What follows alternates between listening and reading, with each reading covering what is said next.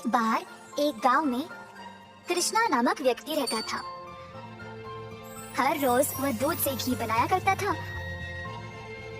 और अपने गांव के बाजार में बेचता था। यही थी उसकी रोजी रोटी कमाने का जरिया। अपने शुद्ध और मजेदार घी के लिए कृष्णा बहुत मशहूर था। घी ले लो, शुद्ध देसी गाय का घी ले लो, घी ले लो, घी ले लो। एक दिन एक मिठाई वाला सुंदर ने कृष्णा को बुलाया और 1 किलो घी के लिए मांगा। कृष्णा गया उसके पास। कृष्णा भाई, मुझे 1 किलो घी चाहिए।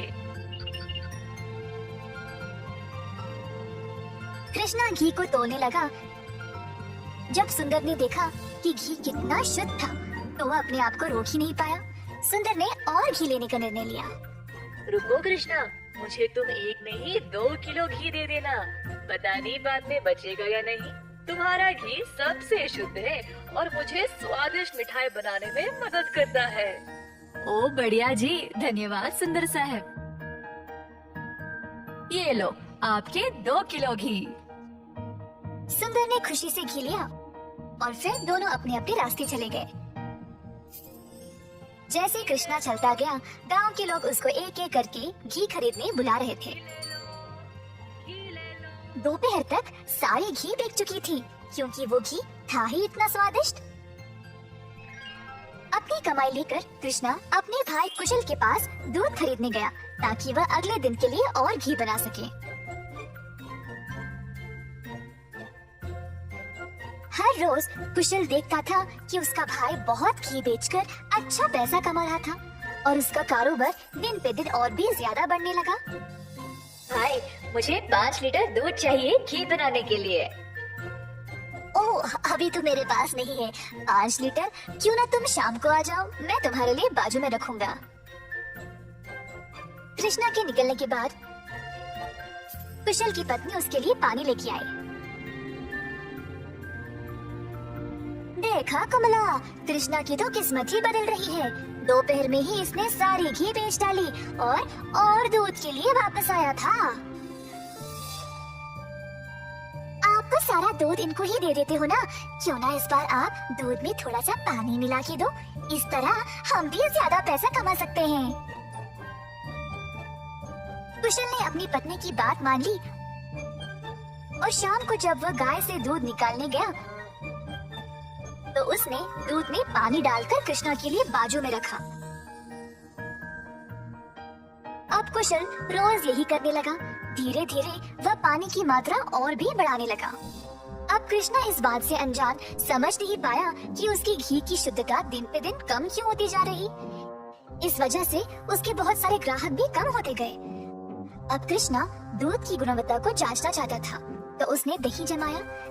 जब दही जमा तो उसने ऊपर इतना सारा पानी देखा। शायद गाय की सेहत ठीक नहीं है, इसीलिए अच्छा दूध नहीं दे रही होगी। मैं कुशल को ये बात बोलता हूँ।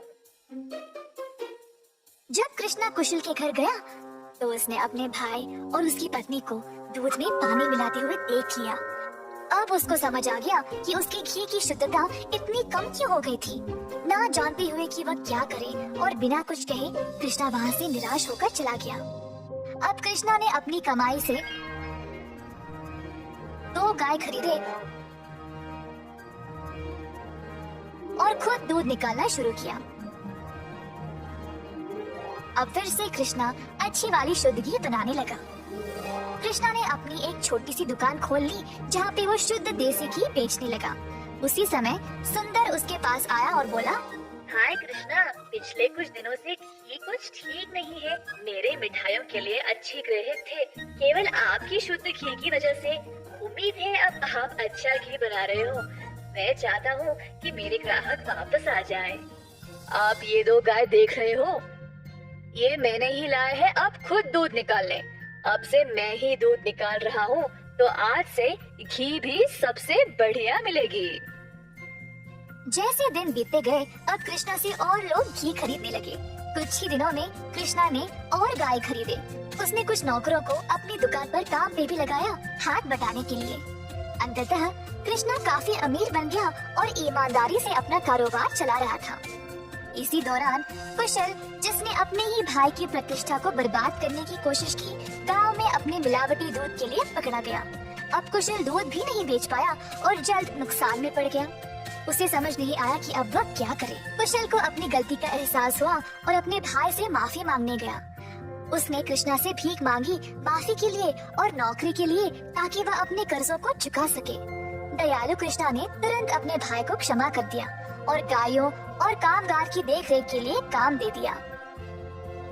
इस कहानी से हम ये सीखते हैं कि दिल से माफी मांगने वाले को माफ कर देना चाहिए और हमेशा एक अच्छी प्रतिष्ठा रखनी चाहिए। जादुई कुआं। कई साल पहले एक छोटे से गांव में था एक जमींदार अरविंद नाम का। वे बहुत अनुशासित थे। हर रोज सवेरे मुर्गे के कुकड़ को बोलते समय ही जाग जाते थे। फिर अपने नौकरों को जगा के उन्हें काम पे भेजते थे। चंद्रा और सूरी नामक दो मुलाजिम जमींदार के लिए काम पे नए नए आए हुए थे, परंतु वे दोनों काफी आलसी थे और सवेरे उठ के खेत में जाना उनके लिए बहुत कठिन लग रहा था। दोनों एक कुएं के पास सोते थे। एक दिन चंद्रा ने सूरी से कहा, हाय रे, हर रोज सवेरे जाग के जाना बहुत ही कठिन काम है ना। सूरी को भी ऐसा ही लगा। हाँ चंद्रा, परंतु हम करें तो क्या करें, मुर्गे के कुकड़कू से ही जमींदार जी जाग जाते हैं। अरविंद जी ने इन दोनों का व्यवहार ध्यान से और चुपचाप से जांचा। आखिरकार उन्होंने एक दिन उन दोनों को सबक सिखाना चाहा। एक दिन जब दोनों सो रहे थे, कुएं के अंदर से आवाज आई, सूरी, कितनी देर और सोओगे? उठो और काम पे निकलो। सूरी को नींद में ही आवाज सुनाई दी और वो अचानक से जाग गया। बाजू देखा तो चंद्रा आराम से सो रहा है। सूरी को समझ नहीं आया कि ये आवाज कहाँ से आई। बुरा सपना मान के वो फिर से सो गया। अगले दिन की बात है और दोनों उसी कुएं के पास सोए थे। इस बार कुएं वाली आवाज चंद्रा को सुनाई दी। वो भी अचानक से जाग गया। आसपास देखा तो सूरी आराम से सोया था।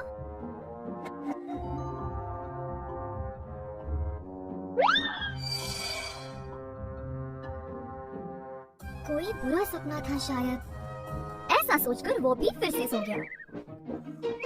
अगले दिन जब वे दोनों फिर से वहीं पे सो रहे थे, अचानक से एक खतरनाक आवाज सुनाई दी। दोनों एक साथ जागे और डर गए, एक दूसरे को देखने लगे। भाई सूरी, आपको भी सुनाई दिया क्या? हाँ चंद्रा, मैं बहुत डर गया और ये कोई बुरा सपना भी नहीं है। ये भयानक आवाज इस कुएं से आ रही है। मैं काम पे निकल रहा हूँ, तुम्हें आना तो आओ। रुको रुको, मैं भी आऊंगा।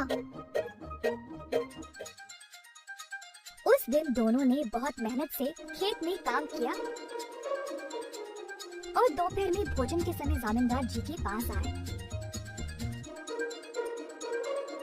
खाना खाते समय दोनों की शक्ल पे सिर्फ परेशानी लिखी हुई थी। जमींदार जी ने पूछा कि हुआ क्या।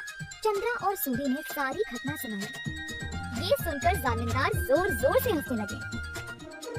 सुनो तुम दोनों, वो कोई भूत या बुरा सपना नहीं था। मैंने देखा कि तुम दोनों कुछ ज्यादा ही आलसी थे, इसीलिए तुमको सबक देना चाहा। कुएं के पास वो मैं ही था जो आवाजें निकाल रहा था। अब आई समझ। अब से ये सुस्ती छोड़ो और ठीक से काम करो। उस दिन से सूरी और चंद्रा ने अपनी आलस्य छोड़ा और खेत पर पूरी मेहनत से काम किया। अच्छे से अपनी रोजी रोटी कमाई और खुशी से जीवन बिताया। एक बार गोपी नामक एक किसान रहता था। गोपी बहुत मेहनती था। सब लोग उसको पसंद करते थे और उसके साथ अच्छा व्यवहार करते थे।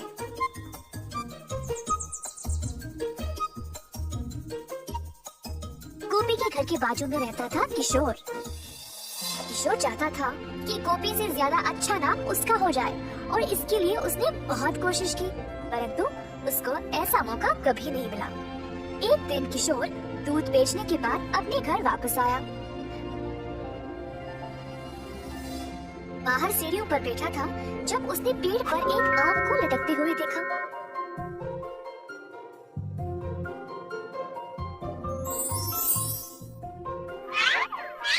उसने आम को तोड़ा और अपने रुमाल में बंद कर दिया। आम को पकड़ के वह गोपी का इंतजार कर रहा था। जब गोपी वापस आया तब किशोर उसके पास गया और बोला, ओ गोपी, मैं तुम्हारी प्रतीक्षा कर रहा था। क्या बात है किशोर? मैंने इस रुमाल में एक फल को लपेटा है। क्या तुम अंदाजा लगा सकते हो कि इसमें क्या है? अगर तुमने सही जवाब दिया तो तुम खुद अपने हाथों से मेरे घर से जो मर्जी ले जा सकते हो। अगर तुमने गलत बोला तो मैं अपनी मर्जी से अपने हाथों से कोई भी चीज तुम्हारे घर से ले जाऊंगा। ठीक है, मुझे लगता है इसमें अमरूद है। गलत जवाब, इसमें आम है। अरे अच्छा, अब क्या?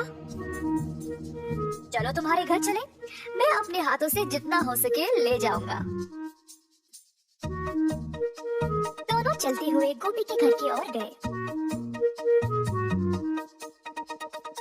घर में प्रवेश करने से पहले किशोर को दरवाजे के पास एक सीढ़ी दिखाई दी।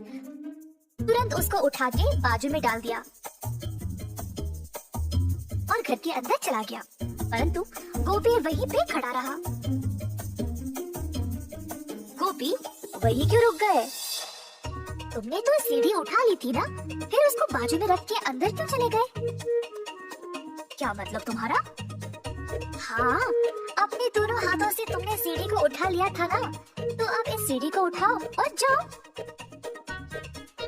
ऐसा कहकर गोपी अपने घर के अंदर चला गया। किशोर ने गोपी को रोक कर कहा, ये धोखा है।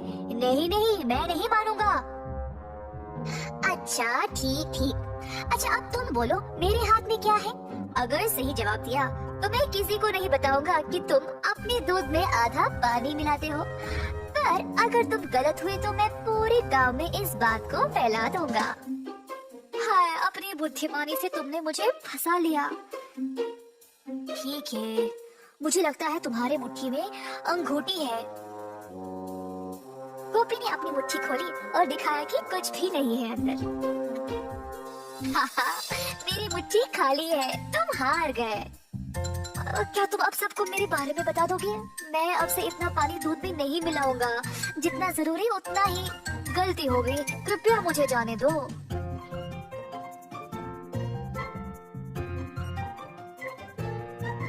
इस कहानी से हम ये सीखते हैं कि आत्म अनुशासन के बिना सफलता असंभव है। शेयर करें और हमारे चैनल को सब्सक्राइब करें। शुक्रिया।